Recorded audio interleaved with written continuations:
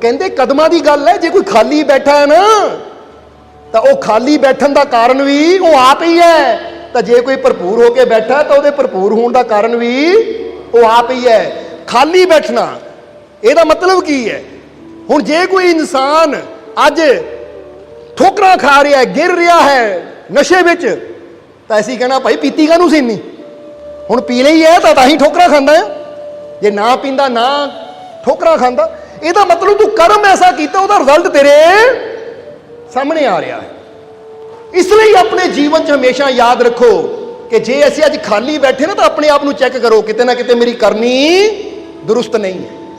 मैं बदियां वल तो नहीं जा रहा, मेरे अंदर नफरत तो नहीं, मैं किसी की निंदिया तो नहीं करता, मैं किसी का बुरा तो नहीं करता, मैं बुरा तो नहीं बोलता, मैं बुरा तो नहीं सोचता किसी का, क्योंकि जदों ये चीज़ां अंदर होंदियां हैं तो ये वो बदी का मार्ग है जो सानू रहमतां तो दूर कर दिंदा है। तो जे वो कमी नज़र आवे तो कमी का त्याग करो, क्योंकि एवं किसी तो सड़ी जाना, जैलस करी जानी, वह काम इदा क्यों चलता, वह काम इदा क्यों चलता, ये बदियां वाला मार्ग है, सड़ना नहीं है। सब दे वास्ते दुआ करनी है।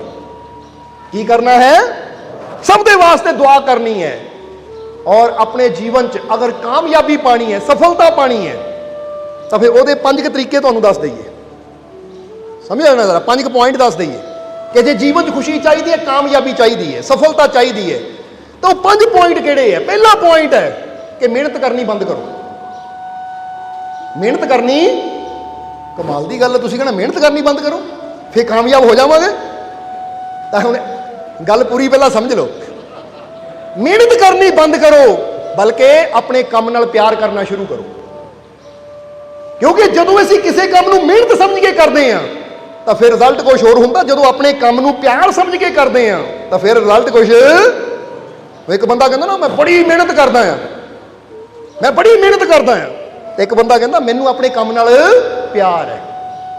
बोलो समझते हो कि नहीं? कई बार सवेर तो लैके शाम तक 11 बजे बह जाइदा, शाम को 5-6 बज जाते हैं, तो कई जीव कहते हैं मालको बड़ी मेहनत करते हो। असीं कहा मेहनत नहीं है, साडा प्यार है, सानू 24 घंटे भी बिठा रखो ना, बैठण नूं तैयार आ, क्योंकि मेहनत करांगे तो थक जावांगे, पर प्यार करांगे तो सारी जिंदगी करते रहांगे। ये साडा काम नहीं है, ये साडी मेहनत नहीं है, ये साडा तुहाडे नाल प्यार है। क्योंकि इहनूं इदां समझ लो, किसी दे नाल मीटिंग करन जाना होवे ना, उत्थे अद्धा घंटा ही बंदा थक जाता है, पर अपने प्यारे को बंदा सारी रात भी बैठा रहे वो भी छोटी लगती है, क्योंकि उत्थे की है? प्यार। हुण एक बंदा, या इहनूं इदां समझ लो कि एक नगर सी, उत्थे एक मंदिर बन रहा सी, ते एक फकीर उत्थों दी गए, जदों गुजरे तो जिस मैदान में भगवान का घर बन रहा सी, मंदिर बन रहा सी, फकीरां नूं नहीं पता सी, क्योंकि काम हाले शुरुआत विच ही सी, यानी हाले नीआं ही भरियां जा रही सी। तो फकीरां ने एक बंदे नूं पुछया कि इन्ने हज़ारां बंदे लगे हुए हैं, मजदूर लगे हुए, बन की रहा इत्थे? उन्हें पहले इंसान नूं पुछया, ओ भाई की बन रहा है? उन्हें छोटा जिहा पत्थर सिर ते चक्या होया है, तो वह की बोलिया, इहदा तैनूं दीदा नहीं, अन्ना है, मेरे सिर ते पत्थर है, चल अगे जाके पुछ, मेरे को गल करन दा समा है। कहते बड़ा खिंच के पिया हो। हुण फकीर अगे चले गए, हुण दूसरे नूं पुछया, दूसरे सिर ते भी पत्थर सी, दूजे नूं पुछया भाई की कर रहा है, ये की बन रहा है? वो कहता बन रहा ना पुछ, मैं मजदूरी कर रहा, बहुत मेहनत कर रहा, बहुत मेहनत का काम है, पत्थर चक रहा, ढो रहा, और जे मैं तेरे सवालों जवाब देन लग गया तो उन्नी चेर पत्थर मेरे सिर ते, मैनूं तकलीफ होएगी, तैनूं पता मैं कितनी मेहनत कर रहा, अगे चल। हुण फकीर तीजे को गए, तीजे दे सिर ते सब तो बड़ा पत्थर सी, फकीरां ने उन्होंने जाके पूछया, हाँ भी ये की बन रहा है? जदों पूछया वो हस पिया, वो पैर नचन लग गए, सिर ते एडा भारी पत्थर फिर भी हस रहा है, नच रहा है। वो फकीर कहते बड़ा खुश है, ये बन की रहा है? वो कहता है रब का घर बन रहा है, और मैं बड़ा खुश है कि मैनूं इहदे च योगदान पाने का मौका मिल रहा है, क्योंकि मैनूं अपने रब नाल बड़ा प्यार है। हुण फकीर हैरान हो गए, काम तो पहला भी कर रहा, छोटा जिहा पत्थर चक के इन्ना गुस्से च, दूजे नूं पुछया की कर रहे हैं, दूजे ने भी पत्थर चक्या, पर कह रहे मेहनत कर रहे हैं, मजदूरी कर रहे हैं, शाम को दिहाड़ी लैनी है, ये सिर ते एडा वड्डा पत्थर, पर यह इन्ना खुश है, इन्ना आनंद विच है। कहता भगवान का घर बन रहा और मैं अपने भगवान नाल बड़ा प्यार करता। हुण फकीर ने तिन्नां नूं देखिया गौर नाल, काम तिन्ने ही कर रहे सी, पर एक मजबूरी च कर रहा सी, एक मजदूरी च कर रहा सी, और एक तीसरा प्रेम नाल कर रहा सी। समझदे हो कि नहीं? हुण जिहड़ा प्रेम नाल कर रहा, पत्थर भी बड़ा है पर ਉਹਦੇ चेहरे ते एक मुस्कुराहट भी है। वो जदों जांदा है तो नचदा जा रहा है, नचदा आ रहा है कि मैं भगवान का घर बना रहा हाँ, और ਉਹਦੇ 'ਚ मेरा भी योगदान पै रहा है। बेशक शाम ਨੂੰ ਦਿਹਾੜੀ मिलनी है पर बनता रब का घर ही रहा ना। हुण इसी तरह संसार ते भी तीन किस्म के इंसान होंदे है। एक जिहड़े जिंदगी नूं मजबूरी नाल जींदे है, लो जी रहे हैं, काहदी जिंदगी है, जी रहे हैं, बस टाइम पास कर रहे हैं। किसी ने पूछो ना किदां और टाइम पास हो रहा है, ये समझ लो मजबूरी जी रहा है। जिदा बंदे ने मोरे खाना रखा हुआ खा रहा है, वो किदां टाइम पास कर रहे हैं भाई, कोई स्वाद नहीं लै रहे, टाइम पास कर रहे हैं, ढिड भर रहे हैं। हुण एक दूजे प्रकार के होंगे किदां, वो बस की है जिंदगी, बस मेहनत मजदूरी करके अपना पेट भर रहे हैं, अपने बच्चों का गुजारा कर रहे हैं, तनख्वाह आती है परिवार से लग जाती, बस आलू दाल सब्जी इकट्ठी करी जाते।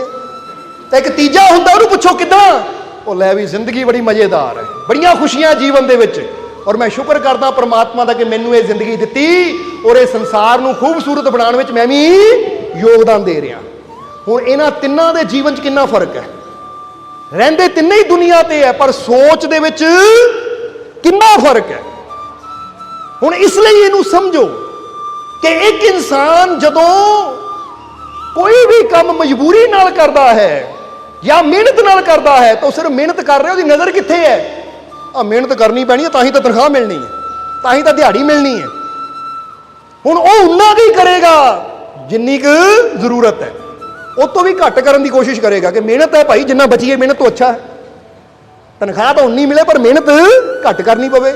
पर एक इंसान अपने काम नाल प्यार करता है कि मैनू ये काम नाल प्यार है, मैनू होर अच्छा किदां कर सकदा है, मैनू होर वधिया किदां कर सकदा है। जदों काम नाल प्रेम होवे सानू ते असीं उहनूं इन्ना वधिया करदे हैं, और जदों वधिया करदे तां साडी तरक्की हुंदी चली जाती है। इसलिए काम नूं मेहनत समझ के ना करो, काम नाल प्रेम करो। जदों पता करना ही यह है तो जदों मैं काम कर रहा मैनूं काम नाल भी प्यार है। जे पत्थर तोड़न का भी काम है ना, जुत्तियां गंढण का भी काम है, छोटे तो छोटा काम भी है, तो उन्होंने भी इन्ने प्यार ना करो कि मैनू इहदे नाल भी प्यार है, क्योंकि इनू भी मैं इन्ने प्यार ना करना है कि मैं इस दुनिया को खूबसूरत बनाने में योगदान पाना है। और जदों तुसीं कोई काम प्यार ना करते हो तो तुहाडे अंदरों इदां दी वेव्स निकलदी, इदां दी तरंगां निकलदियां है कि तुहाडा प्यार चारों तरफ फैलदा चला जाता, दुनिया खूबसूरत हुंदी चली जाती है। तो जदों कोई काम सड़ के खिज के गुस्से नाल करिए तो वह वातावरण पर भी असर, हुण तुसीं खिजदे नाल काम कर रहे हो, कोई आके तुहानूं बुलावे, भाजी किदां, वो परे हो जा सिर पाड़ दूं तेरा, आ देख ला थोड़ी मेरे हाथ च है, ਉਹਦਾ मतलब कि दसना चाहते हैं कि गुस्से च भरिया इंसान दूजे नाल लड़न नूं पैंदा है। दूजा साडा हाल चाल भी पुछेगा, तू इदां दा जवाब दोगे कि अगला दुखी होके जाएगा। तो जो अंदर प्रेम होवे तो फिर तो बंदा आप भी खुश, तो जिद्दां वो बंदे ने कहा रब दा घर बन रहा है, ਉਹਦੇ च मेरा योगदान पै रहा है, ये संसार भी रब दा घर है। इन्नी खुशी नाल काम करो कि आ मैं जो भी काम कर रहा ना, ਉਹਦਾ किते ना किते संसार नूं योगदान मिल रहा है। यह सोच के देखो, जे कोई ट्रेन बना रहा है, किते कोई चप्पल बन रही है, किते कोई कपड़ा बन रहा है, वो किहदे वास्ते बन रहा है, किते ना किते संसार नूं अगे फायदा देने वास्ते बन रही है हर चीज़। जदों तुसीं वो काम दे विच कोई सहयोग दिंदे हो, चाहे किसी तरह का भी काम है, तो समझ लो तुसीं संसार नूं अच्छा बनाने विच सहयोग दे रहे हो। और जदों प्रेम नाल करोगे तो फिर तो मज़ा ही कुछ होर होएगा, क्योंकि जिहड़ा काम नाल प्यार करता है उन्होंने तरक्की भी जल्दी मिलती है। तो जिहड़ा काम नूं मजबूरी समझ के मजदूरी समझ के करता है, मेहनत समझ के करता, मेहनत है, बोलो समझदे हो कि नहीं। जिद्दां कहते ना नत्थू लाल ने अमीर सी, नौकर रखे हुए सी, नौकर रखे हुए सी, अमीर सी, इसलिए एक दिन अपने नौकर नूं सवाल किया, वो कहंदा गल सुन, आ गल सुन भाई, एक गल दस, आ प्यार करना, ये जिहड़ा प्यार करना है मेहनत है, मजबूरी है या खुशी है। तो उसलिए वो कहना महाराज खुशी होनी है, ये प्यार करना भी मेहनत या मजदूरी होंगी, वो तुसीं साडे तो ही कराना सी। खुशी है तो ही बंदा करता है, क्योंकि जे प्यार करना भी, किसी को प्रेम करना भी मजबूरी होंगी या मजदूरी होंगी, तो बंदे ने कहना सी वो लै बंदा ही रख दो भरावा, ये प्यार करन भी किसी को, आ बच्चे के सिर ते हथ फेरन नूं प्यार करना मजबूरी है, मजदूरी है, ਬੱਦਾ ਹੀ ਰੱਖ ਦੋ ਕੋਈ, ਆ ਲੈ ਵੀ ਤੈਨੂੰ ਮਹੀਨੇ ਦਾ 1000 ਰੁਪਇਆ ਦੇ ਦਿਆ ਕਰਾਂਗੇ, ਬੱਚਿਆਂ ਨੂੰ ਪਿਆਰ ਕਰ ਦਿਆ ਕਰੀ, ਹੱਥ ਫੇਰ ਦਿਆ ਕਰੀ ਬੱਚਿਆਂ ਸਿਰ ਤੇ, ਬੱਚਾ ਮੈਂ ਤੈਨੂੰ ਬੜਾ ਪਿਆਰ ਕਰਦਾ। ਇਹ ਵੀ ਸਾਡੀ ਜਿਹੜਾ ਤੂੰ ਹੀ ਕਰ ਦਿਆ ਕਰੀ। ਜੇ ਮਜ਼ਦੂਰੀ ਹੋਵੇ, ਮਜਬੂਰੀ ਹੋਵੇ, ਮਿਹਨਤ ਹੋਵੇ, ਤਾਂ ਮਿਹਨਤ ਕਰਨ ਨੂੰ ਬੰਦਾ ਕਦੀ ਤਿਆਰ ਹੀ ਨਹੀਂ ਹੈ, ਕਹਿੰਦਾ ਮੈਂ ਕਿਉਂ ਮਿਹਨਤ ਕਰਾਂ, ਕੋਈ ਦੂਜਾ ਕਰੇ। ਪਰ ਜਦੋਂ ਪਿਆਰ ਹੋਵੇ ਆਪਣੇ ਕੰਮ ਨਾਲ ਤਾਂ ਬੰਦਾ ਕਹਿੰਦਾ ਦੂਜਾ ਕਿਉਂ ਕਰੇ, ਮੈਨੂੰ ਪਿਆਰ ਹੈ, ਕੰਮ ਮੈਂ ਹੀ ਕਰਨਾ। ਸਮਝ ਆ ਰਹੀ ਕਿ ਨਹੀਂ? ਇਸ ਲਈ ਚਾਹੇ ਤੁਸੀਂ ਕੋਈ ਵੀ ਕੰਮ ਕਰਦੇ ਹੋ, ਦੁਕਾਨ ਤੇ ਜਾਂਦੇ ਹੋ ਤਾਂ ਦੁਕਾਨ ਨੂੰ ਇਦਾਂ ਕਰੋ ਕਿ ਮੈਂ ਪਿਆਰ ਕਰਦਾ ਆਪਣੇ ਕੰਮ ਨੂੰ, ਔਰ ਆਉਣ ਵਾਲੇ ਹਰ ਕਸਟਮਰ ਨੂੰ ਮੈਂ ਰੱਬ ਦਾ ਹੀ ਰੂਪ ਸਮਝ ਕੇ ਉਹਦੇ ਨਾਲ ਪਿਆਰ ਕਰਨਾ ਹੈ, ਕਿਸੇ ਨੂੰ ਖਿਜਣਾ ਨਹੀਂ ਹੈ, ਕਿਸੇ ਨਾਲ ਲੜਨਾ ਨਹੀਂ ਹੈ, ਸਭ ਦੇ ਅੰਦਰ ਮੈਂ ਪ੍ਰਭੂ ਨੂੰ ਦੇਖਣਾ ਹੈ। ਤਾਂ ਫਿਰ ਦੇਖੋ ਤੁਹਾਡੇ ਕਾਰੋਬਾਰ 'ਚ ਕਿੱਦਾਂ ਬਰਕਤ ਹੋਏਗੀ। ਇਸ ਲਈ ਮਿਹਨਤ ਕਰਨਾ ਬੰਦ ਕਰੋ ਔਰ ਆਪਣੇ ਕੰਮ ਨਾਲ ਪਿਆਰ ਕਰਨਾ ਸ਼ੁਰੂ ਕਰੋ। ਇਹ ਕਾਮਯਾਬ ਹੋਣ ਵਾਸਤੇ ਪਹਿਲੀ ਟਿੱਪੇ ਕਹਿ ਦਿੰਦੇ ਨਾ ਉਹਨੂੰ, ਇੱਕ ਪਹਿਲਾ ਨੁਕਤਾ ਔਰ ਦੂਜਾ ਨੁਕਤਾ ਕਿਹੜਾ ਹੈ ਯਾਰ, ਹੁਣ ਉਹਨੂੰ ਵੀ ਸਮਝ ਲਓ ਕਿ ਪਹਿਲਾ ਨੁਕਤਾ ਆਪਣੇ ਮਿਹਨਤ ਕਰਨਾ ਬੰਦ ਕਰੋ, ਆਪਣੇ ਕੰਮ ਨਾਲ ਪਿਆਰ ਕਰਨਾ ਸ਼ੁਰੂ ਕਰੋ, ਔਰ ਦੂਜਾ ਨੁਕਤਾ ਹੈ ਜ਼ਿੰਮੇਵਾਰੀਆਂ ਨੂੰ ਸਵੀਕਾਰ ਕਰੋ, ਜ਼ਿੰਮੇਦਾਰੀ ਨੂੰ ਸਵੀਕਾਰ ਕਰੋ। ਕਿਉਂਕਿ ਅਗਰ ਆਪਣੀ ਵੈਲਿਊ ਵਧਾਣੀ ਹੈ, ਜੀਵਨ 'ਚ ਕਾਮਯਾਬ ਹੋਣਾ ਹੈ, ਤਾਂ ਜਿੰਨੀਆਂ ਜ਼ਿਆਦਾ ਜ਼ਿੰਮੇਵਾਰੀਆਂ ਅਸੀਂ ਸਵੀਕਾਰ ਕਰਦੇ ਉਨੀ ਸਾਡੀ ਵੈਲਿਊ ਵੱਧਦੀ ਚਲੀ ਜਾਂਦੀ ਹੈ। ਘਰ ਦੇ ਵਿੱਚ ਉਸ ਇਨਸਾਨ ਦੀ ਵੈਲਿਊ ਜ਼ਿਆਦਾ ਹੁੰਦੀ ਹੈ ਜਿਹੜਾ ਜ਼ਿਆਦਾ ਜ਼ਿੰਮੇਵਾਰੀਆਂ ਸਵੀਕਾਰ ਕਰਦਾ, ਜ਼ਿਆਦਾ ਕੰਮ ਕਰਦਾ ਹੈ। ਤਾਂ ਜਿਹੜਾ ਕੰਮ ਹੀ ਨਾ ਕਰੇ, ਨਖੱਟੂ ਬਣ ਕੇ ਬੈਠਾ ਹੀ ਰਵੇ, ਘਰਦਿਆਂ ਨੂੰ ਕੋਈ ਫਰਕ ਨਹੀਂ ਪੈਂਦਾ, ਘਰ 'ਚ ਹੋਵੇ ਚਾਹੇ ਨਾ ਹੋਵੇ। ਬੰਦਾ ਕਹਿੰਦਾ ਤੇਰੇ ਹੋਣਾ ਨਾ ਹੋਣ ਦਾ ਸਾਨੂੰ ਕੋਈ ਫਾਇਦਾ ਹੀ ਨਹੀਂ। ਇਨਸਾਨ ਆਪਣੀ ਵੈਲਿਊ ਅਪ ਵੀ ਕਰ ਸਕਦਾ ਤੇ ਇਨਸਾਨ ਆਪਣੀ ਵੈਲਿਊ ਡਾਊਨ ਵੀ ਕਰ ਸਕਦਾ ਹੈ। ਜਿੰਨੀਆਂ ਜ਼ਿਆਦਾ ਜ਼ਿੰਮੇਵਾਰੀਆਂ ਅਸੀਂ ਸਵੀਕਾਰ ਕਰਾਂਗੇ ਉਨੀ ਅਹਿਮੀਅਤ, ਉਨੀ ਕੀਮਤ ਤੁਹਾਡੀ ਵੱਧਦੀ ਚਲੀ ਜਾਏਗੀ। ਇਹਨੂੰ ਇਦਾਂ ਸਮਝੋ ਕਿ ਇੱਕ ਆਫਿਸ ਵਿੱਚ ਦੋ ਨੌਜਵਾਨ ਹੈ, ਇੱਕ ਨੌਜਵਾਨ ਆਂਦਾ ਆਪਣੇ ਟੇਬਲ ਤੇ ਬਹਿ ਕੇ ਬਸ ਉਨੀਆਂ ਕੁ ਫਾਈਲਾਂ ਕਰਦਾ ਜਿੰਨਾ ਕੁ ਉਹਦਾ ਕੰਮ ਹੈ, ਔਰ ਦੂਸਰਾ ਨੌਜਵਾਨ ਜਿੰਨਾ ਕੁ ਉਹਦਾ ਕੰਮ ਹੈ ਉਨਾ ਤਾਂ ਕਰਦਾ ਹੀ ਹੈ, ਉਹਦੇ ਨਾਲ ਨਾਲ ਹੋਰ ਵੀ ਦੇਖਦਾ ਹੈ ਕਿ ਮੈਂ ਹੋਰ ਕੀ ਕਰ ਸਕਦਾ ਹਾਂ, ਹੋਰ ਕਿਹਦੀ ਹੈਲਪ ਕਰ ਸਕਦਾ ਹਾਂ, ਹੋਰ ਕਿਹਦੀ ਮਦਦ ਕਰ ਸਕਦਾ ਹਾਂ, ਜਾਂ ਆਪਣੇ ਬੌਸ ਦੇ ਹੋਰ ਕੀ ਕੰਮ ਆ ਸਕਦਾ ਹੈ। ਹੁਣ ਜਰਾ ਸੋਚੋ, ਜੇ ਦੋਨਾਂ ਨੂੰ ਕੰਮ ਤੋਂ ਕੱਢਣ ਵਾਸਤੇ ਬੌਸ ਨੇ ਫੈਸਲਾ ਲੈਣਾ ਹੋਵੇ ਤਾਂ ਕਿਹਨੂੰ ਕੱਢੇਗਾ? ਜਵਾਬ ਦਿਓ ਸਾਨੂੰ। ਜਿਹੜਾ ਸਿਰਫ ਆਂਦਾ ਆਪਣੀਆਂ ਫਾਈਲਾਂ ਦਾ ਕੰਮ ਨਿਬੇੜ ਕੇ ਚਲਾ ਜਾਂਦਾ ਹੈ, ਤਾਂ ਇੱਕ ਦੂਸਰਾ ਜਿਹੜਾ ਫਾਈਲਾਂ ਤਾਂ ਨਿਬੇੜਦਾ ਹੀ, ਆਪਣਾ ਕੰਮ ਤਾਂ ਕਰਦਾ ਹੀ, ਉਹਦੇ ਨਾਲ ਨਾਲ ਉਹ ਦੂਜਿਆਂ ਦੀ ਵੀ ਮਦਦ ਕਰਨ ਦੀ ਕੋਸ਼ਿਸ਼ ਕਰਦਾ ਹੈ। ਉਹ ਕੰਮ ਨੂੰ ਹੋਰ ਕੀ ਮੈਂ ਕਰ ਸਕਦਾ ਉਹਦੇ ਬਾਰੇ ਸੋਚਦਾ ਹੈ। ਤਾਂ ਹੁਣ ਬੌਸ ਨੂੰ ਪਤਾ ਹੈ ਇਹ ਤਾਂ ਸਿਰਫ ਇੱਕੋ ਜ਼ਿੰਮੇਵਾਰੀ ਪੂਰੀ ਕਰਦਾ ਹੈ, ਤਾਂ ਆਹ ਦੂਸਰਾ ਇਹ ਆਪਣਾ ਕੰਮ ਤਾਂ ਕਰਦਾ ਹੀ, ਉਹਦੇ ਨਾਲ ਨਾਲ ਹੋਰ ਵੀ ਜ਼ਿੰਮੇਵਾਰੀਆਂ ਨੂੰ ਸਵੀਕਾਰ ਕਰਦਾ ਹੈ। ਇਹ ਮੇਰੇ ਵਾਸਤੇ ਜ਼ਿਆਦਾ ਕੀਮਤੀ ਹੈ, ਇਹਨੂੰ ਨਹੀਂ ਜਾਣ ਦੇਣਾ, ਇਹਦੇ ਵਰਗੇ ਤਾਂ ਹੋਰ ਮਿਲ ਜਾਣਗੇ। ਸਮਝ ਆ ਰਹੀ ਸਾਡੀ ਗੱਲ? ਇਸ ਲਈ ਜਿੰਨਾ ਜ਼ਿਆਦਾ ਅਸੀਂ ਜ਼ਿੰਮੇਵਾਰੀਆਂ ਨੂੰ ਸਵੀਕਾਰ ਕਰਦੇ ਹਾਂ, ਕਿਉਂਕਿ ਅੱਜ ਤੁਸੀਂ ਦੇਖਿਆ ਜਾਵੇ ਹਰ ਕੋਈ ਆਪਣੀ ਜ਼ਿੰਮੇਵਾਰੀ ਤੋਂ ਦੌੜ ਹੀ ਰਿਹਾ ਹੈ। ਸਮਝਦੇ ਹੋ ਕਿ ਨਹੀਂ? ਬੱਚਿਆਂ ਦੀ ਜ਼ਿੰਮੇਵਾਰੀ ਤੋਂ ਦੌੜ ਰਿਹਾ, ਲੈ ਤੇਰੇ ਬੱਚੇ ਤੂੰ ਕਰ, ਮਾਂ ਕਹਿੰਦੀ ਹੈ ਤੇਰੇ ਬੱਚੇ ਤੂੰ ਕਰ, ਪਿਤਾ ਕਹਿੰਦਾ ਤੇਰੇ ਬੱਚੇ ਤੂੰ ਸੰਭਾਲ। ਸਮਝਦੇ ਹੋ ਕਿ ਨਹੀਂ? ਜੇ ਇੱਕ ਮਾਂ ਆ, ਚਾਰ ਉਹਦੇ ਬੇਟੇ ਹੈ, ਤਾਂ ਚਾਰ ਹੀ ਆਪਣੀ ਜ਼ਿੰਮੇਵਾਰੀ ਤੋਂ ਦੌੜਦੇ ਆ, ਲੈ ਤੂੰ ਬੜਾ ਹੈ ਤੂੰ ਸੰਭਾਲ ਮਾਂ ਨੂੰ, ਤੂੰ ਛੋਟਾ ਹੈ ਤੂੰ ਸੰਭਾਲ, ਤੂੰ ਮਜਲਾ ਤੂੰ ਸੰਭਾਲ। ਯਾਨੀ ਆਪਣੀ ਜ਼ਿੰਮੇਵਾਰੀ ਨੂੰ ਸਵੀਕਾਰ ਕਰਨ ਨੂੰ ਕੋਈ ਤਿਆਰ ਹੀ ਨਹੀਂ ਹੈ, ਆਪਣੀ ਜ਼ਿੰਮੇਵਾਰੀਆਂ ਤੋਂ ਦੌੜਦੇ ਹੋ। ਜਦੋਂ ਆਪਣੀ ਜ਼ਿੰਮੇਵਾਰੀਆਂ ਤੋਂ ਬੰਦਾ ਦੌੜਦਾ ਤਾਂ ਉਹਦੀ ਵੈਲਿਊ ਰੱਬ ਦੀਆਂ ਨਜ਼ਰਾਂ 'ਚ ਵੀ ਘਟਦੀ ਹੈ, ਤਾਂ ਸੰਸਾਰ ਦੀਆਂ ਨਜ਼ਰਾਂ 'ਚ ਵੀ ਘਟਦੀ ਚਲੀ ਜਾਂਦੀ। ਜਿੰਨੀਆਂ ਜ਼ਿੰਮੇਵਾਰੀਆਂ ਤੁਸੀਂ ਜ਼ਿਆਦਾ ਸਵੀਕਾਰ ਕਰੋਗੇ, ਜਿੰਨੇ ਕੰਮ ਤੁਸੀਂ ਜ਼ਿਆਦਾ ਕਰੋਗੇ, ਉਨੀ ਤੁਹਾਡੀ ਵੈਲਿਊ ਵੱਧਦੀ ਚਲੀ ਜਾਏਗੀ। ਸਮਝ ਆ ਰਹੀ ਹੈ ਕਿ ਨਹੀਂ? ਜੇ ਤੁਸੀਂ ਹਰ ਜ਼ਿੰਮੇਵਾਰੀ ਨੂੰ ਸਵੀਕਾਰ ਕਰਦੇ ਹੋ ਤਾਂ ਯਾਦ ਰੱਖਣਾ, ਫਿਰ ਇੱਕ ਵਾਰ ਕਹਾਂਗੇ ਕਿ ਜਿਹੜਾ ਕੁਝ ਨਹੀਂ ਕਰਦਾ, ਕੋਈ ਜ਼ਿੰਮੇਵਾਰੀ ਸਵੀਕਾਰ ਨਹੀਂ ਕਰਦਾ, ਉਹਦੀ ਕੋਈ ਵੀ ਵੈਲਿਊ ਨਹੀਂ ਹੁੰਦੀ। ਉਹਦੇ ਜੀਣ ਦਾ, ਉਹਦੇ ਮਰਨ ਦਾ ਕੋਈ ਜ਼ਿਆਦਾ ਫਰਕ ਨਹੀਂ ਪੈਂਦਾ, ਕਿਉਂਕਿ ਉਹ ਕੁਝ ਕਰਦਾ ਹੀ ਨਹੀਂ ਹੈ। ਤਾਂ ਜਿਹੜਾ ਜਿੰਨੀ ਜ਼ਿਆਦਾ ਜ਼ਿੰਮੇਵਾਰੀ ਸਵੀਕਾਰ ਕਰਦਾ ਹੈ, ਹਰ ਕੰਮ ਦੇ ਵਿੱਚ ਹੈਲਪ ਕਰਨ ਦੀ ਕੋਸ਼ਿਸ਼ ਕਰਦਾ ਹੈ, ਹਰ ਇਨਸਾਨ ਦੀ ਨਜ਼ਰ 'ਚ ਉਹਦੀ ਵੈਲਿਊ ਵੱਧਦੀ ਚਲੀ ਜਾਂਦੀ ਹੈ। ਇਸ ਲਈ ਦੂਸਰਾ ਪੁਆਇੰਟ ਹੈ ਜ਼ਿੰਮੇਵਾਰੀਆਂ ਨੂੰ ਸਵੀਕਾਰ ਕਰੋ। ਇਹ ਦੇਖੋ ਮੈਂ ਜਿੱਥੇ ਕੰਮ ਕਰ ਰਿਹਾ, ਜੋ ਕਰ ਰਿਹਾ, ਘਰ ਦੇ ਵਿੱਚ ਤਾਂ ਜੇ ਮੈਂ ਚਾਹੁੰਦਾ ਘਰ ਦੇ ਲੋਕ ਮੇਰੀ ਕਦਰ ਕਰਨ, ਘਰ ਦੇ ਲੋਕਾਂ 'ਚ ਮੇਰੀ ਇੱਜ਼ਤ ਹੋਵੇ, ਤਾਂ ਆਪਣੀਆਂ ਜ਼ਿੰਮੇਵਾਰੀਆਂ ਟਾਈਮ ਨਾਲ ਪੂਰੀਆਂ ਕਰੋ, ਆਪਣੀ ਵੈਲਿਊ ਨੂੰ ਵਧਾਓ। ਔਰ ਵੈਲਿਊਬਲ ਇਨਸਾਨ ਉਹੀ ਹੁੰਦਾ ਹੈ ਜਿਹੜਾ ਜ਼ਿੰਮੇਵਾਰੀ ਨੂੰ ਸਵੀਕਾਰ ਕਰਦਾ ਹੈ। ਜਿਹੜਾ ਜ਼ਿੰਮੇਵਾਰੀ ਨੂੰ ਛੱਡ ਕੇ ਦੌੜ ਜਾਂਦਾ ਹੈ, ਉਹਦੀ ਵੈਲਿਊ ਰੱਬ ਦੀਆਂ ਨਜ਼ਰਾਂ 'ਚ ਵੀ ਘਟ ਜਾਂਦੀ ਹੈ, ਤਾਂ ਪਰਿਵਾਰ ਦੀਆਂ ਨਜ਼ਰਾਂ 'ਚ ਵੀ ਘਟ ਜਾਂਦੀ ਹੈ। ਔਰ ਤੀਸਰਾ ਪੁਆਇੰਟ ਕਿਹੜਾ ਹੈ, ਹੁਣ ਉਹਨੂੰ ਵੀ ਸਮਝ ਲਓ। ਤੀਸਰਾ ਪੁਆਇੰਟ ਹੈ ਧੀਰਜ ਰੱਖੋ। ਕੀ ਰੱਖਣਾ ਹੈ? ਧੀਰਜ ਰੱਖਣਾ ਹੈ। ਤੁਸੀਂ ਕੋਈ ਵੀ ਕੰਮ ਕਰਦੇ ਹੋ, ਚਾਹੇ ਸਿਮਰਨ ਕਰਦੇ ਹੋ, ਧਿਆਨ ਕਰਦੇ ਹੋ ਜਾਂ ਦੁਨਿਆਵੀ ਕੰਮ ਕਰਦੇ ਹੋ, ਇਹ ਯਾਦ ਰੱਖੋ ਸੰਫਲਤਾ ਕਦੀ ਇੱਕ ਰਾਤ 'ਚ ਨਹੀਂ ਮਿਲ ਜਾਂਦੀ। ਉਹਦੇ ਵਾਸਤੇ ਧੀਰਜ ਰੱਖਣਾ ਪੈਂਦਾ ਹੈ। ਧੀਰਜ ਦਾ ਮਤਲਬ ਕੀ ਹੁੰਦਾ ਹੈ? ਥੋੜਾ ਸਬਰ ਸੰਤੋਖ ਰੱਖਣਾ ਪੈਂਦਾ ਹੈ। ਜਿੱਦਾਂ ਸਮਝ ਲਓ ਕਿ ਪਾਣੀ ਜ਼ਮੀਨ ਦੇ ਅੰਦਰ ਹੈ, ਇੱਕ ਬੰਦਾ 5 ਫੁੱਟ ਕੂਆਂ ਖੋਦ ਕੇ ਛੱਡ ਦੇਵੇ, ਲੈ ਪਾਣੀ ਤਾਂ ਨਿਕਲਿਆ ਨਹੀਂ। ਫਿਰ ਦੂਜੀ ਜਗ੍ਹਾ 5 ਫੁੱਟ ਖੋਦੇ ਪਾਣੀ ਨਿਕਲਿਆ, ਤੀਜੀ ਜਗ੍ਹਾ 5 ਫੁੱਟ ਖੋਦੇ ਪਾਣੀ ਨਿਕਲਿਆ, ਤੇ ਇੱਦਾਂ ਪਾਣੀ ਮਿਲੇਗਾ ਉਹਨੂੰ? ਤਾਂ ਜੇ ਸਬਰ ਰੱਖ ਕੇ ਇੱਕੋ ਜਗ੍ਹਾ ਮਿਹਨਤ ਕਰੀ ਜਾਵੇ ਕਰੀ ਜਾਵੇ ਕਰੀ ਜਾਵੇ ਤਾਂ ਇੱਕ ਟਾਈਮ ਆਏਗਾ ਜਦੋਂ ਪਾਣੀ ਵੀ ਉਹਨੂੰ ਜ਼ਰੂਰ ਮਿਲ ਜਾਏਗਾ। ਇਸ ਲਈ ਜੇ ਤੁਸੀਂ ਕੋਈ ਵੀ ਕਰਮ ਕਰਦੇ ਹੋ ਤਾਂ ਜਲਦਬਾਜ਼ੀ ਨਾ ਕਰੋ, ਧੀਰਜ ਰੱਖੋ, ਸਬਰ ਰੱਖੋ, ਕਿਉਂਕਿ ਕਿਹਾ ਜਾਂਦਾ, ਕਹਾਵਤ ਹੈ ਕਿ ਸਬਰ ਦਾ ਫਲ ਹਮੇਸ਼ਾ ਮਿੱਠਾ ਹੁੰਦਾ ਹੈ। ਇਸ ਲਈ ਇੱਥੇ ਸ਼ਾਰਟ 'ਚ ਦੱਸ ਰਹੇ ਅਸੀਂ ਇਹ 5 ਪੁਆਇੰਟ, ਨਹੀਂ ਤਾਂ ਸਮਝਾਉਣ ਨੂੰ ਇਹਦੇ ਨਾਲ ਕਈ ਸਾਖੀਆਂ ਹੈ ਪਰ ਫਿਰ ਟਾਈਮ ਵੀ ਬਹੁਤ ਹੋ ਜਾਏਗਾ। ਇਸ ਲਈ ਧੀਰਜ ਰੱਖੋ, ਹਰ ਕੰਮ ਦੇ ਵਿੱਚ ਪੂਰਾ ਯਕੀਨ ਰੱਖੋ ਕਿ ਮੈਂ ਕਰ ਰਿਹਾ, ਮੈਨੂੰ ਯਕੀਨ ਹੈ, ਮੈਂ ਥੋੜਾ ਸਬਰ ਕਰਨਾ, ਧੀਰਜ ਰੱਖਣਾ, ਮੈਨੂੰ ਪਤਾ ਸਫਲਤਾ ਮੈਨੂੰ ਜ਼ਰੂਰ ਮਿਲੇਗੀ। ਕੋਈ ਦੁਕਾਨ ਕਰਦਾ ਹੈ ਤਾਂ ਬੰਦਾ ਸੋਚੇ ਲੈ 1 ਮਹੀਨਾ ਹੋ ਗਿਆ ਦੁਕਾਨ ਖੋਲੀ ਨੂੰ, ਚੱਲ ਨਹੀਂ ਰਹੀ, ਤਾਂ ਉੱਥੇ ਵੀ ਥੋੜੀ, ਕਿਉਂਕਿ ਉਸੇ ਤਰ੍ਹਾਂ ਜਿੱਦਾਂ ਪਹਿਲਾਂ ਬੀਜ ਨੂੰ ਪਾਣੀ ਦੇਣਾ ਪੈਂਦਾ ਹੈ, ਖਾਦ ਦੇਣੀ ਪੈਂਦੀ ਹੈ, ਫਿਰ ਉਹ ਪੌਦਾ ਬਣਦਾ, ਉਹਦੀ ਰਾਖੀ ਕਰਨੀ ਪੈਂਦੀ ਹੈ, ਫਿਰ ਕਰਦਾ ਕਰਦਾ ਕਰਦਾ ਕਰਦਾ ਕੁਝ ਸਾਲਾਂ ਜਦੋਂ ਬ੍ਰਿਕਸ਼ ਬਣ ਜਾਂਦਾ, ਆਪਣੀਆਂ ਜੜ੍ਹਾਂ ਫੈਲਾ ਦਿੰਦਾ, ਤਾਂ ਫਿਰ ਸਾਰੀ ਜ਼ਿੰਦਗੀ ਉਹ ਸਾਨੂੰ ਠੰਡੀ ਛਾਂ ਦਿੰਦਾ, ਫਲ ਦਿੰਦਾ ਹੈ। ਇਹਨੂੰ ਕਹਿੰਦੇ ਧੀਰਜ, ਇਹਨੂੰ ਕਹਿੰਦੇ ਸਬਰ ਰੱਖਣਾ। ਔਰ ਚੌਥਾ ਪੁਆਇੰਟ ਹੈ ਮੁਸ਼ਕਿਲਾਂ ਨੂੰ ਸਵੀਕਾਰ ਕਰੋ। ਕੀ ਕਰਨਾ ਹੈ?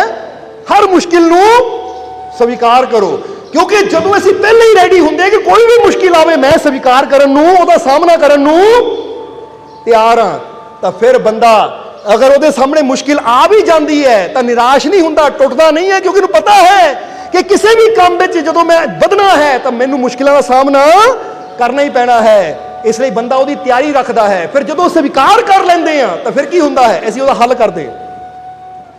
ਸਮਝਦੇ ਹੋ ਕਿ ਨਹੀਂ? ਹੁਣ ਕੋਈ ਡਾਕਟਰ ਕਹੇ ਤੁਹਾਨੂੰ ਲੈ ਵੀ ਤੈਨੂੰ ਸ਼ੂਗਰ ਹੋ ਗਈ, ਮੈਂ ਨਹੀਂ ਮੰਨਦਾ ਮੈਨੂੰ ਸ਼ੂਗਰ ਹੈ, ਮੈਂ ਨਹੀਂ ਮੰਨਦਾ ਮੈਨੂੰ ਸ਼ੂਗਰ ਹੈ, ਤੇਰੇ ਕਹਿਣ ਨੂੰ ਮੈਂ ਕੀ ਕਰਨਾ, ਮੈਂ ਨਹੀਂ ਮੰਨਦਾ ਸ਼ੂਗਰ ਹੈ ਮੈਨੂੰ, ਮੈਂ ਤਾਂ ਉਦਾਂ ਹੀ ਮਿੱਠਾ ਖਾਣਾ ਹੈ, ਮੈਂ ਤਾਂ ਉਦਾਂ ਹੀ ਚੀਜ਼ਾਂ ਖਾਣੀਆਂ, ਤਾਂ ਉਹਦੇ ਨਾਲ ਕੀ ਹੋਏਗਾ? ਉਹਦੇ ਨਾਲ ਬਿਮਾਰੀ ਘਟੇਗੀ ਜਾਂ ਵਧੇਗੀ? ਪਰ ਜੇ ਅਸੀਂ ਕਹੀਏ ਠੀਕ ਹੈ ਡਾਕਟਰ ਸਾਹਿਬ ਤੁਸੀਂ ਕਹਿ ਦਿੱਤਾ ਹੈ ਮੈਂ ਮੰਨ ਲਿਆ, ਹੁਣ ਮੈਂ ਇਹਦਾ ਇਲਾਜ ਕਰਨਾ ਹੈ, ਕਿਉਂਕਿ ਐਸੀ ਕਿਹੜੀ ਬਿਮਾਰੀ ਹੈ ਜਿਹਦਾ ਹੱਲ ਨਾ ਹੋਵੇ? ਬਸ ਥੋੜੇ ਨਿਯਮ ਅਪਣਾਣੇ ਪੈਂਦੇ ਆ, ਹਰ ਚੀਜ਼ ਨੂੰ ਕੰਟਰੋਲ ਕੀਤਾ।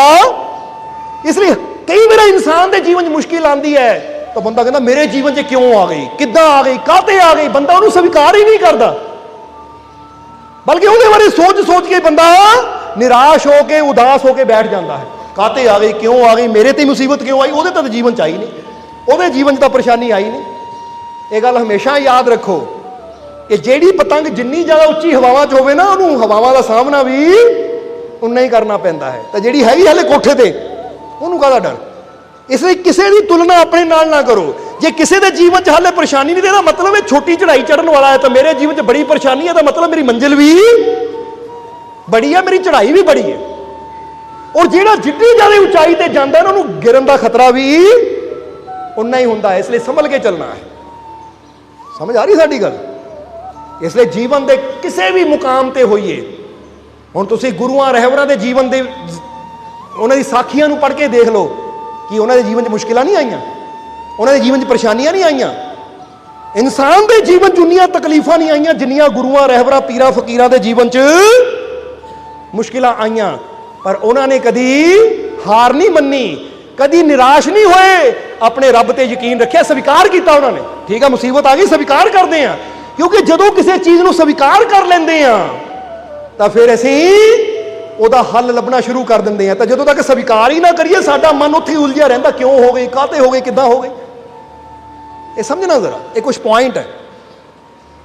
ਇਸ ਲਈ ਹਰ ਮੁਸ਼ਕਿਲ ਨੂੰ ਤਿਆਰ ਰਹੋ ਸਵੀਕਾਰ ਕਰਨ ਨੂੰ ਕਿ ਮੇਰੇ ਜੀਵਨ 'ਚ ਕੋਈ ਵੀ ਮੁਸ਼ਕਿਲ ਆਵੇ ਮੈਂ ਡਰਨਾ ਨਹੀਂ ਹੈ, ਮੈਂ ਚਿੰਤਾ ਨਹੀਂ ਕਰਨੀ, ਮੇਰਾ ਮਾਲਿਕ ਮੇਰੇ ਨਾਲ ਹੈ, ਹਰ ਮੁਸ਼ਕਿਲ ਦਾ ਹੱਲ ਮੇਰੇ ਮਾਲਿਕ ਦੇ ਕੋਲ ਹੈ। ਇਸ ਲਈ ਤੁਹਾਨੂੰ ਕਹੀਦਾ ਹੈ ਕਿ ਤੁਹਾਡੇ ਜੀਵਨ 'ਚ ਕੋਈ ਟੈਨਸ਼ਨ ਹੈ, ਕੋਈ ਚਿੰਤਾ ਹੈ, ਪਰੇਸ਼ਾਨੀ ਹੈ, ਸਾਨੂੰ ਦੱਸੋ, ਹੱਲ ਕਰਨ ਵਾਲੇ ਬੈਠੇ ਅਸੀਂ। ਪਰ ਤੁਸੀਂ ਕਦੀ ਨਿਰਾਸ਼ ਨਹੀਂ ਹੋਣਾ, ਤੁਸੀਂ ਆਪਣੇ ਮਾਲਿਕ ਤੇ ਯਕੀਨ ਰੱਖਣਾ ਹੈ, ਭਰੋਸਾ ਰੱਖਣਾ ਹੈ। ਜੇ ਅੱਜ ਮੁਸ਼ਕਿਲ ਆਈ ਤਾਂ ਮੇਰਾ ਮਾਲਿਕ ਬੈਠਾ ਹੈ ਇਹ ਮੁਸ਼ਕਿਲ ਦੂਰ ਕਰਨ ਵਾਸਤੇ, ਤਾਂ ਮੈਨੂੰ ਕਾਮਯਾਬੀ ਵੀ ਜ਼ਰੂਰ ਮਿਲੇਗੀ। ਇਹ ਉਮੀਦ ਹੈ, ਆਸ ਜਿਹਦਾ ਬੱਚੇ ਨੂੰ ਹੁੰਦਾ ਹੈ ਨਾ ਕਿ ਜੇ ਮੇਰੇ ਜੀਵਨ 'ਚ ਕੋਈ ਪ੍ਰੋਬਲਮ ਹੈ ਤਾਂ ਕੋਈ ਨਹੀਂ, ਮੇਰਾ ਬੜਾ ਕੋਈ ਬੈਠਾ ਹੈ, ਮੇਰਾ ਬਾਪ ਬੈਠਾ ਹੈ, ਮੈਨੂੰ ਆਪੇ ਮੁਸ਼ਕਿਲ 'ਚੋਂ ਕੱਢ ਲਏਗਾ। ਇੱਦਾਂ ਇੱਥੇ ਵੀ ਸਾਡਾ ਪਿਤਾ, ਉਹ ਸਾਡਾ ਮਾਲਿਕ, ਉਹ 'ਤੇ ਯਕੀਨ ਰੱਖੋ। कभी ये नहीं सोचना मुश्किल क्यों आ गई, काते आ गई, मेरे नाल इदां क्यों आई। तो ये सोचो कि जब तक ये श्वास चल रहे हैं मुश्किल तो आनी है कि नहीं। जिंदगी एक सफर है और इस सफर च रेड लाइट भी आनी है, स्पीड ब्रेकर भी आने हैं, बहुत कुछ आना है रास्ते च, मोड़ घेड़ भी आने हैं, कई जगह खाई भी आनी है, कई जगह कुआं भी आना है। तो जे हुण इंसान डर के ब्रेक ला के बह जाए तो फिर जिंदगी कभी अगे वध ही नहीं सकती। इत्थे अपने मालिक ते यकीन रखना है कि जे जीवन च कोई भी मुश्किल आती, मेरा मालिक मैनू रास्ता दिखाने वाला बैठा है, तो मैं क्यों घबरां, मैं क्यों डरां। इसलिए मुश्किलों नूं स्वीकार करो। और पंजवां पॉइंट हुण जिहड़ा आखिरी पॉइंट दस दईए कि कभी भी दिशा तो ना भटको, अपने टारगेट ते अपने गोल ते हमेशा नजर रखो, क्योंकि बड़ी मंजिलों के मुसाफिर छोटे झगड़ों में नहीं पड़ते। यदि मंजिल बड़ी होवे ना, उन्होंने छोटे मोटे झगड़ियां नाल कोई फर्क नहीं पैंदा, उधर परवाह नहीं करता। हुण एक गल का जवाब देना सानू, समझ लो एक खेड का मैदान है, फुटबॉल की गेम चल रही है, फुटबॉल की गेम चल रही है उत्थे, और एक खिडारी दे कोल फुटबॉल है, सामने उहदे गोल है और सामने गोलकीपर भी खड़ा है। हुण वो खिडारी बड़ी तेजी नाल गोल वाल जा रहा है, अचानक दर्शक उन्होंने बुरा बोल रहे हैं, गालां कढ रहे हैं, माड़ा बोल रहे हैं, इतों नहीं गोल होना, इतों कामयाबी नहीं मिलनी, इन्हें मिस कर देना है, यानी वो बुरे शब्द बोल रहे हैं। तो जी दूजी टीम के खिलाड़ी भी उन्होंने गालियां दे रहे हैं, तो हुण उन्होंने की करना चाहिए है, बॉल छड्ड के उन्होंने दी गल्लां सुननियां चाहिए कि लै भी मैनूं दर्शक की कह रहे हैं या मैनूं दूजी विरोधी टीम के खिलाड़ी की कह रहे हैं, मैं पहले इन्होंने सुन लवां, इन्होंने जवाब दे देवां कि तुहाडी हिम्मत किद्दां हो गई मैनूं गालां कड्ढण दी, तुहाडी हिम्मत किद्दां हो गई मैनूं इह कहण दी। उन्होंने उधर ध्यान देना चाहिए या अपना पूरा ध्यान अपने गोल ते रखना चाहिए है कि इन्हां दे मुंह बंद करन दा इक्को ही तरीका है कि मैं ये गोल करके दिखावां। जरा सोचो, हुण जिहड़ा वाकई सूझवान खिलाड़ी होएगा ना, वो ये परवाह नहीं करेगा मैनू दर्शक की कह रहे हैं या विरोधी टीम के खिडारी की कह रहे हैं, क्योंकि उन्होंने कहना ही है। दर्शकों में बहुत इदां दे हुंदे जिहड़े दूजी टीम के प्रशंसक होंदे है, उन्होंने दूजी टीम नूं माड़ा कहना ही है। हुण कई बार देखदे ना क्रिकेट मैच हुंदा है, तो जे किते इंडिया का या किसी होर देश का मैच होवे, तो जिहड़े इंडिया के दर्शक हुंदे है, जदों अपना बंदा शॉट मारदा है, सिक्स लगता है, तो बड़ी खुशी मनाते हैं, तो जो विकेट जाती है तो किदां हाय हाय कर देंगे। दूजे खिलाड़ी नूं शायद गेंदबाज नूं गाली कढ देण, वो किदां दा बॉलर है, साडा बंदा ही बेस्ट बंदे नूं आउट कर दिता। तो हुण बॉलर नूं इन्ना फर्क पैना कोई, क्योंकि वो तो अपने वालों बेस्ट कर रहा है। हुण जिहड़ा सूझवान खिलाड़ी हुंदा, वो परवाह नहीं करता कि दर्शक की बोल रहे हैं, विरोधी टीम की कह रही है, वो कहता इन्हां नूं जवाब देने का कोई ढंग है कि मैं दिशा ना भटकां, अपने अवस्था नूं ना भटकन देवां, अपनी सोच नूं ना भटकन देवां कि दर्शक की कहंदे है, जनता की कहंदी है, खिडारी की कहंदे है, बल्कि मैं अपनी नजर गोल ते रखनी है। वो जांदा है और अपनी नजर गोल ते रखदा है, किक मारदा है, गोल हो जाता है। जिहड़े उहदे विरोधी हुंदे उही उहदी प्रशंसा करन लग जांदे कि देखिया सानूं पता सी इन्हां कामयाब होना। इसलिए ये पंजवां पॉइंट असीं क्यों दस रहे हैं तुहानूं कि कदी दिशा ना भटको, अपने गोल ते नजर रखो। तुसीं भी जिहड़ा काम सोच लिया ना, जिवें आनंद नूं पाना है, जीवन च कामयाब होना है, आ काम च सफल होना है, तो फिर देखा विरोधी की कहंदे है, दूजे दर्शक की कहंदे। दर्शक यानी वो दुनिया जिन्हों मतलब ही कोई नहीं, वो भी बहुत सलाह दे देंगे, वो तेतों नहीं होना, तू नहीं कर सकता। बल्कि अपने टारगेट ते नजर रखो, अपने गोल ते नजर रखो और करके दिखाओ। क्योंकि जेड़े पहला कहंदे है ना, शुरुआत में कहंदे तेतों नहीं होना, तू नहीं कर सकता, क्योंकि असीं अपनी गल दसदे हैं। असीं अपने जीवन च भी इदां दे अनुभव लए हैं। जदों 1992 दे विच बड़े मालिक दुनिया तो पर्दा कर गए और सानू ये जिम्मेवारी जदों सौंपी मालिकां ने 89 दे विच, जदों 92 विच पर्दा कर गए, जिम्मेवारी साडे सिर आ गई। तो जिस वेले छोटी उम्र सी साडी, कदी सत्संग भी नहीं कीता सी, तो उसले कईयां ने कहना शुरू करता, संगत विचों ही कोई सेवादार पुराने सी, कोई होर फैमिली मैंबर सी, वो इन्हां तो नहीं होना, ये तो नियाणे है, बच्चे है, इन्हां तो कित्थे होना, ये कित्थे एड्डी वड्डी जिम्मेवारी संभाल पानी है। साडे मूँह ते कहना कईयां ने इन्हां तो नहीं होना, पर असीं अंदर की करना, असीं उन्हां नूं कोई जवाब नहीं दिंदे हुंदे सी कि लै मतलब बोल के लड़ना, तुहाडी हिम्मत किद्दां हो गई, तुसीं किद्दां कह सकदे हो, असीं नहीं करना। नहीं, ये चुप रहना और अपने अंदर एक फैसला रखना। वो किहड़ा फैसला सी? अपने गोल ते टारगेट ते नजर, कि एक दिन करके दिखाना है। साडी जुबान नहीं बोलेगी, ਸਾਡੀ ਕਰਨੀ ਬੋਲੇਗੀ, ਕਰਕੇ ਦਿਖਾਵਾਂਗੇ ਅਸੀਂ।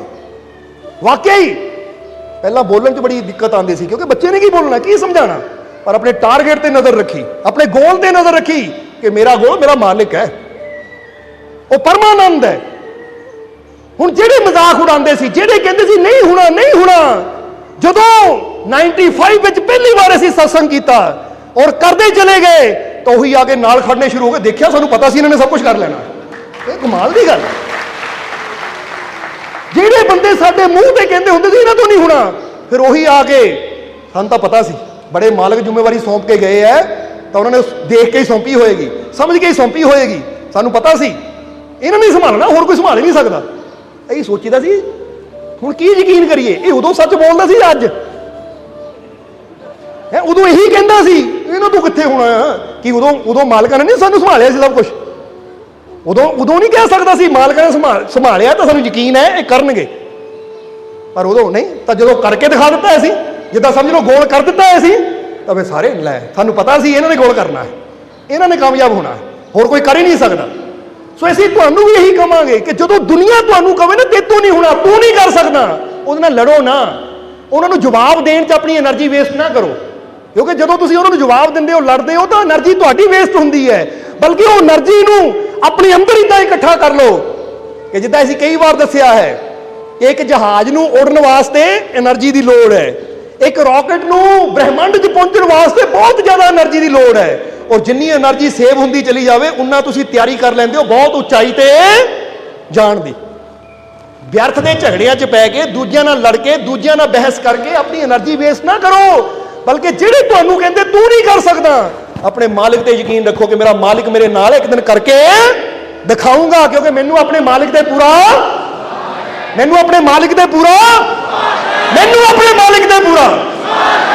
ਅਸੀਂ ਆਪਣੇ ਮਾਲਿਕ ਤੇ ਵਿਸ਼ਵਾਸ ਕੀਤਾ ਤਾਂ ਅੱਜ ਤੁਹਾਡੇ ਸਾਹਮਣੇ ਇੱਥੇ ਬੈਠੇ ਆ।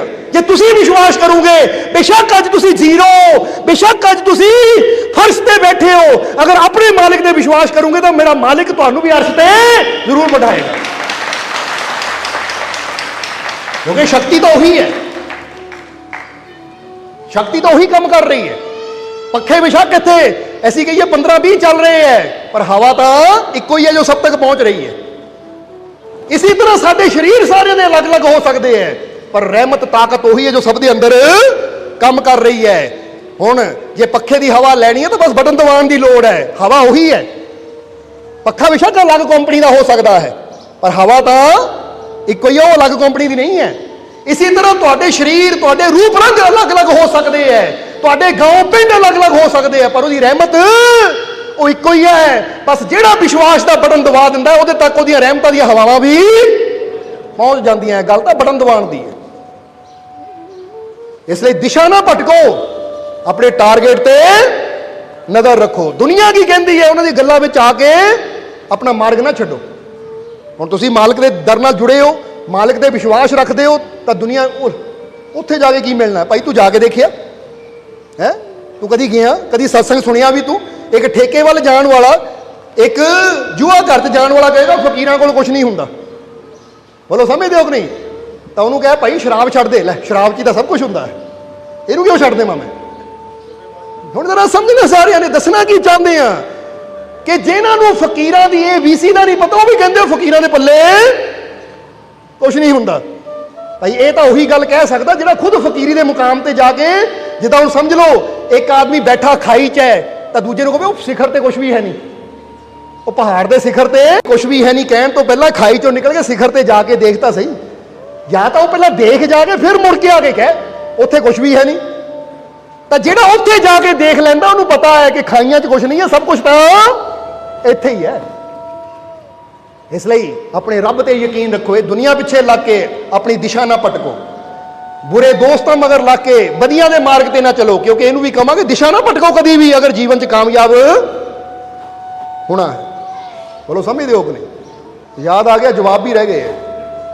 ਹੁਣ ਫਟਾਫਟ ਇੱਕ ਸਵਾਲ ਦਾ ਜਵਾਬ ਦੇ ਦਈਏ, ਕਿਉਂਕਿ ਇਹ ਤਾਂ ਸਾਰਿਆਂ ਨੂੰ ਪਤਾ ਹੀ ਹੈ ਕਿ ਜਦੋਂ ਦਾਨ ਪੁੰਨ ਕੋਈ ਦਿਖਾ ਕੇ ਕਰਦਾ ਹੈ ਤਾਂ ਫਿਰ ਉਹਦਾ ਰਿਜ਼ਲਟ ਕੀ ਨਿਕਲਦਾ ਹੈ। ਪਰ ਇੱਕ ਸਵਾਲ ਜਿਹੜਾ ਦੂਸਰਾ ਹੈ ਕਿ ਆਪਣੇ ਮਾਤਾ ਪਿਤਾ ਦੀ ਕਰਨੀ ਦਾ, ਕਰਮਾਂ ਦਾ ਫਲ ਬੱਚਿਆਂ ਨੂੰ ਭੁਗਤਣਾ ਪੈਂਦਾ ਹੈ। ਤਾਂ ਹੁਣ ਉੱਥੇ ਥੋੜਾ ਜਿਹਾ ਸਮਝ ਲਈਏ ਕਿ ਇੱਕ ਹੁੰਦਾ ਹੈ ਅਪਰਾਧ ਔਰ ਇੱਕ ਹੁੰਦਾ ਹੈ ਪਾਪ। अपराध विच और पाप च अंतर की है पता किसी नूं? अपराध किहनूं कहंदे आ और पाप किहनूं कहंदे आ? क्योंकि अपराध और पाप विच भी एक अंतर हुंदा है, एक फर्क हुंदा है। और फर्क की है? अपराध किहनूं कहा जाता है और पाप किहनूं कहा जाता है? याद रखो, जब इंसान अपराध करता, अपराधी हुंदा है, तो अपराध की सज़ा सानूं कानून दिंदा है और उहदे नाल नाल कुदरत भी दिंदी है। पर जिहड़ा पाप है ना, पाप की सज़ा सानूं कानून नहीं दिंदा, उहदी सज़ा सानूं कुदरत दिंदी है। हुण इदां समझ लो कि मैं किसी का कतल करदा, अपराध है, कहंदे ना अपराधी, अपराधी नूं, दोषी नूं कटघरे विच खड़ा किया जाए। मैं चोरी करदा आ, ओह अपराध भी है तो नाल रब दे घर च पाप भी है।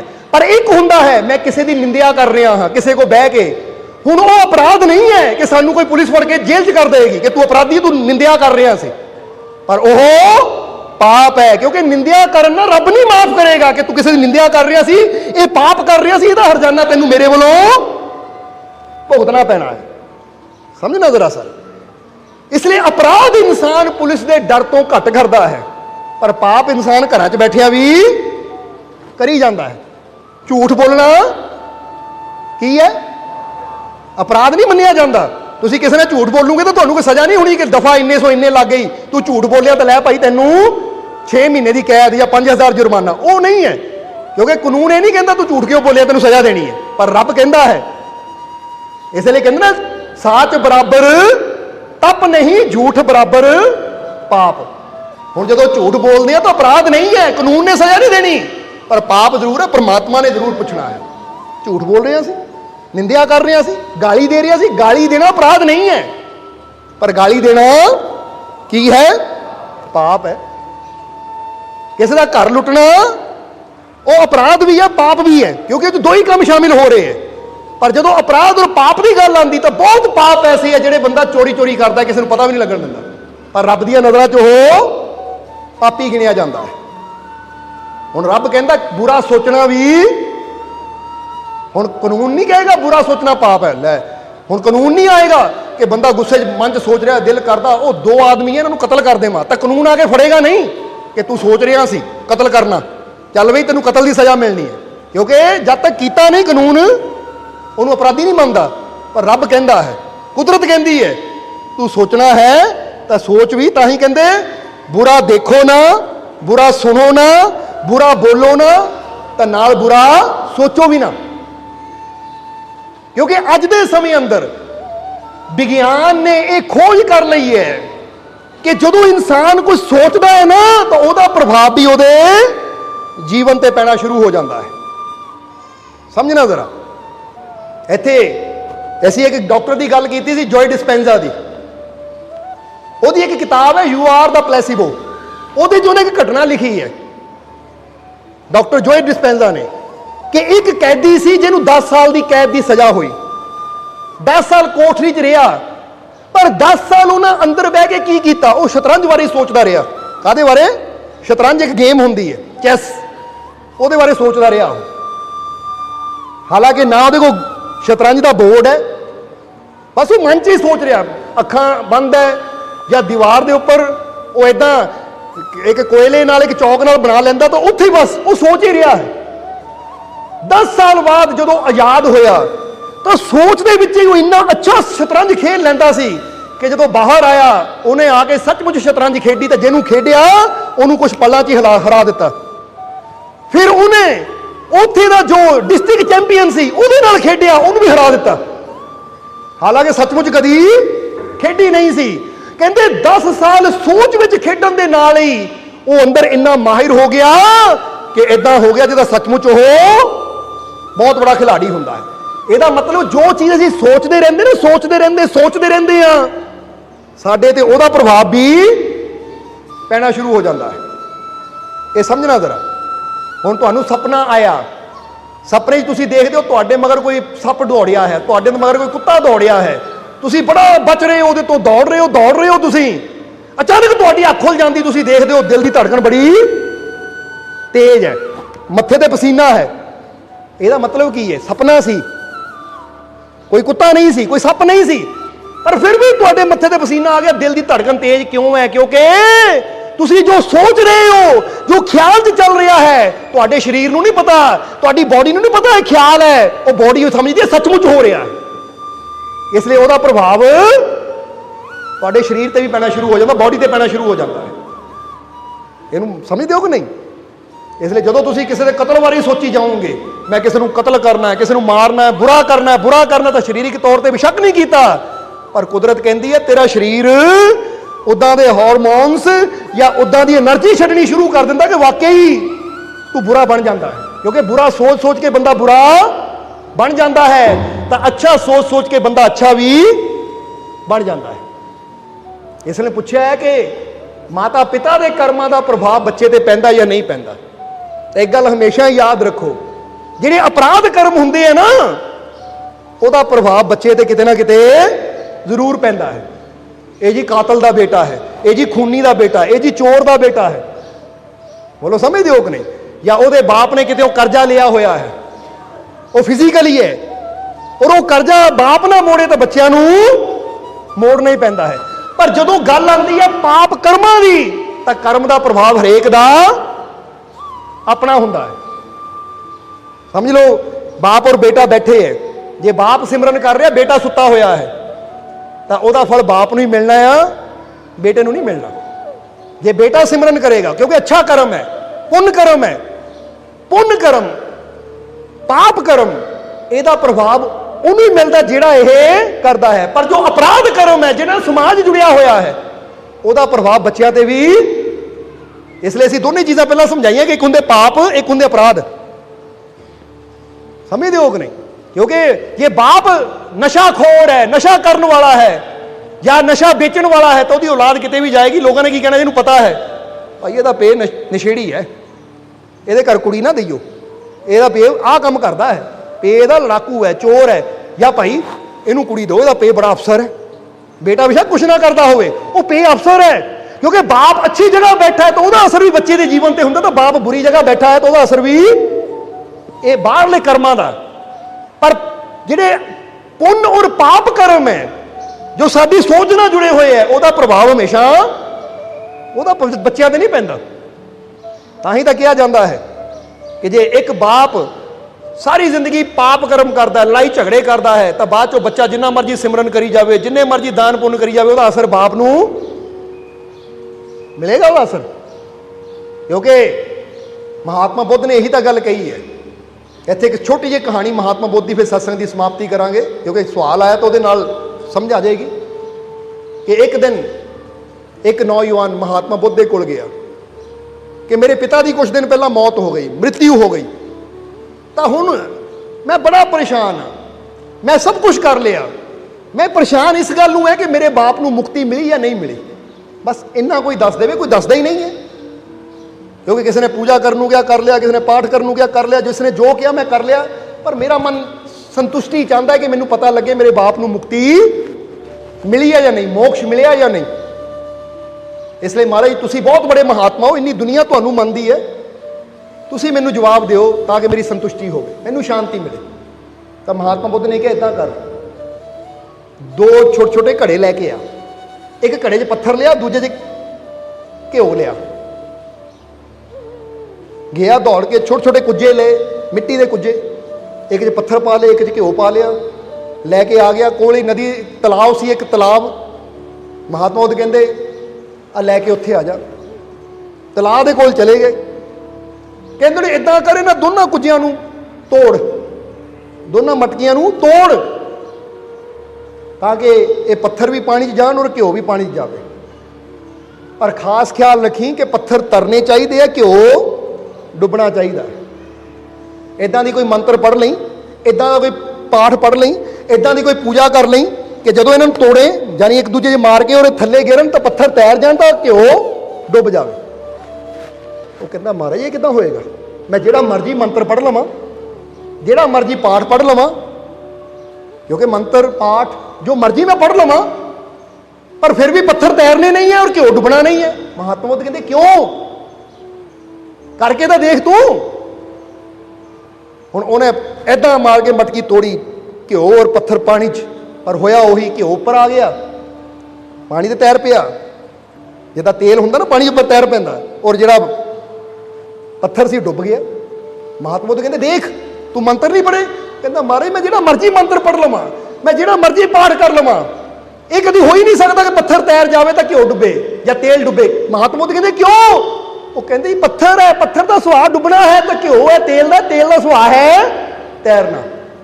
ਤਾਂ ਮਹਾਤਮਾ ਬੁੱਧ ਕਹਿੰਦੇ ਬੇਟਾ ਇੱਥੋਂ ਹੀ ਪਤਾ ਲੱਗਦਾ ਹੈ ਕਿ ਪੱਥਰ ਤੇ ਜਿੰਨੇ ਮਰਜ਼ੀ ਮੰਤਰ ਪੜ੍ਹ ਲਓ, ਕਲਮੇ ਕਲਾਮ ਪੜ੍ਹ ਲਓ, ਉਹਦਾ ਸੁਭਾਅ ਡੁੱਬਣਾ ਤਾਂ ਆਉਣਾ ਡੁੱਬਣਾ ਹੀ ਹੈ, ਔਰ ਘਿਓ ਦਾ ਜਾਂ ਤੇਲ ਦਾ ਸੁਭਾਅ ਤੈਰਨਾ ਤਾਂ ਆਉਣਾ ਤੈਰਨਾ ਹੀ ਹੈ। ਇਸੇ ਤਰ੍ਹਾਂ ਬੇਟਾ ਤੂੰ ਪੁੱਛ ਰਿਹਾ ਕਿ ਮੇਰੇ ਬਾਪ ਨੂੰ ਮੋਕਸ਼ ਮਿਲਿਆ ਜਾਂ ਨਹੀਂ ਮਿਲਿਆ, ਮੈਂ ਇੰਨੇ ਮੰਤਰ ਪੜ੍ਹੇ, ਮੈਂ ਇੰਨੇ ਪਾਠ ਕੀਤੇ, ਉਹਨੂੰ ਮੋਕਸ਼ ਮਿਲਿਆ ਜਾਂ ਨਹੀਂ ਮਿਲਿਆ? ਤਾਂ ਯਾਦ ਰੱਖ ਬੇਟਾ ਕਿ ਜਿਹਦਾ ਜਿੱਦਾਂ ਦਾ ਸੁਭਾਅ ਹੁੰਦਾ ਹੈ ਨਾ, ਉਹਨੂੰ ਉਹੀ ਫਲ ਮਿਲਣਾ, ਫਿਰ ਚਾਹੇ ਹਜ਼ਾਰਾਂ ਹੀ ਮੰਤਰ ਪੜ੍ਹੀ ਜਾਈਏ। ਇਹਦਾ ਮਤਲਬ ਕੀ ਹੈ? ਜੇ ਤੁਹਾਡਾ ਸੁਭਾਅ ਬੁਰਾ ਹੈ ਤਾਂ ਤੁਹਾਡੇ ਬੁਰੇ ਸੁਭਾਅ ਨੇ ਤੁਹਾਨੂੰ ਡੋਬਣਾ ਹੀ ਹੈ, ਕੋਈ ਮੰਤਰ ਤੁਹਾਨੂੰ ਤਾਰ ਨਹੀਂ ਸਕਦੇ। ਤਾਂ ਜੇ ਤੁਹਾਡਾ ਸੁਭਾਅ ਚੰਗਾ ਹੈ, ਤੁਹਾਡਾ ਸੁਭਾਅ ਨੇਕੀ ਵਾਲਾ ਹੈ, ਅੱਛਾਈ ਵਾਲਾ ਹੈ, ਤੁਸੀਂ ਸਭ ਨਾਲ ਪਿਆਰ ਕਰਦੇ ਹੋ, ਨੇਕੀ ਕਰਦੇ ਹੋ, ਰੱਬ ਤੇ ਯਕੀਨ ਰੱਖਦੇ ਹੋ, ਅੱਛੇ ਸੁਭਾਅ ਵਾਲਾ ਇਨਸਾਨ ਹਮੇਸ਼ਾ ਤੈਰਦਾ ਹੀ ਹੈ, ਉਹਨੂੰ ਦੁਨੀਆ ਦੀ ਕੋਈ ਤਾਕਤ ਡੁਬੋ ਨਹੀਂ ਸਕਦੀ। ਆਪਣੇ ਸੁਭਾਅ ਨੂੰ ਅੱਛਾ ਕਰੀਏ, ਔਰ ਸੁਭਾਅ ਆਪਣਾ ਆਪਣਾ ਹੁੰਦਾ ਹੈ। ਜੇ ਇਹਦਾ ਸੁਭਾਅ ਅੱਛਾ, ਇਹਦਾ ਮਾੜਾ ਹੈ, ਤਾਂ ਇਹਦਾ ਮਤਲਬ ਜਿਹੜਾ ਅੱਛਾ ਹੈ ਉਹਨਾਂ ਤੈਰ ਜਾਣਾ, ਤੇ ਜਿਹੜਾ ਮਾੜਾ ਹੈ ਉਹਨਾਂ ਡੁੱਬ ਜਾਣਾ ਹੈ। ਤਾਂ ਹੀ ਤਾਂ ਹਜ਼ੂਰ ਮੁਹੰਮਦ ਸਾਹਿਬ ਵੀ ਆਪਣੀ ਬੇਟੀ ਨੂੰ ਕਹਿੰਦੇ ਸੀ ਕਿ ਐ ਮੇਰੀ ਬੇਟੀ ਫਾਤਿਮਾ, ਇਹ ਨਾ ਸੋਚੀ ਕਿ ਮੈਂ ਮੁਹੰਮਦ ਦੀ ਬੇਟੀ ਆ, ਧੀ ਆ, ਜਾਂ ਮੈਂ ਅਲੀ ਦੀ ਪਤਨੀ ਆ, ਜਾਂ ਮੈਂ ਹਸਨ ਹੁਸੈਨ ਦੀ ਮਾਂ ਆ, ਤਾਂ ਮੈਂ ਉੱਥੇ ਬਖਸ਼ੀ ਜਾਊਂਗੀ, ਬਚ ਜਾਊਂਗੀ। ਉੱਥੇ ਵੀ ਤੈਨੂੰ ਤੇਰੀ ਕਰਨੀ ਨੇ ਬਚਾਉਣਾ ਹੈ, ਮੇਰੀ ਧੀ ਹੋਣ ਨੇ ਨਹੀਂ ਬਚਾਉਣਾ।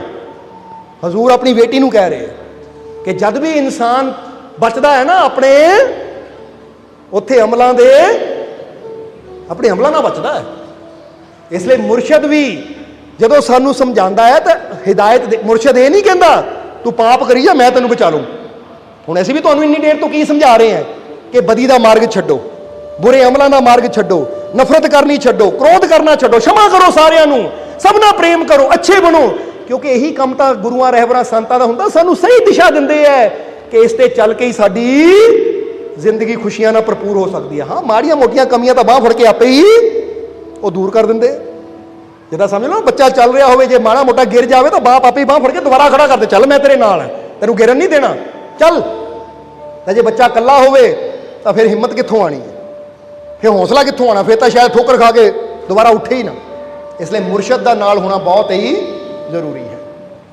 ਸੋ ਅਪਰਾਧ ਦਾ ਅਸਰ ਜ਼ਰੂਰ ਬੱਚਿਆਂ ਤੇ ਪੈਂਦਾ ਹੈ, ਪਰ ਪਾਪ ਉਹ ਸਾਡੇ ਅੰਦਰਲੇ ਅਮਾਲ ਹੈ, ਉਹਦਾ ਪ੍ਰਭਾਵ ਸਾਡੇ ਜੀਵਨ ਤੇ ਹੀ ਪੈਂਦਾ ਹੈ। ਇਸ ਲਈ ਸਾਨੂੰ ਚਾਹੀਦਾ ਕਿ ਅਸੀਂ ਪਾਪਾਂ ਤੋਂ ਵੀ ਬਚੀਏ ਤਾਂ ਅਪਰਾਧ ਤੋਂ ਵੀ ਬਚੀਏ। ਪਾਪ ਤੋਂ ਬਚੀਏ ਤਾਂ ਕਿ ਸਾਡਾ ਜੀਵਨ ਆਨੰਦ ਨਾਲ ਭਰਪੂਰ ਰਵੇ, ਔਰ ਅਪਰਾਧ ਤੋਂ ਬਚੀਏ ਤਾਂ ਕਿ ਸਮਾਜ ਖੁਸ਼ੀਆਂ ਨਾਲ ਭਰਪੂਰ ਰਵੇ, ਤਾਂ ਕਿ ਅੰਦਰ ਵੀ ਖੁਸ਼ ਤਾਂ ਬਾਹਰ ਵੀ ਖੁਸ਼। ਇਸ ਲਈ ਆਪਣੇ ਮਾਲਿਕ ਤੇ ਪੂਰਾ ਯਕੀਨ ਰੱਖੋ, ਆਪਣੇ ਮਾਲਿਕ ਤੇ ਪੂਰਾ ਵਿਸ਼ਵਾਸ ਰੱਖੋ।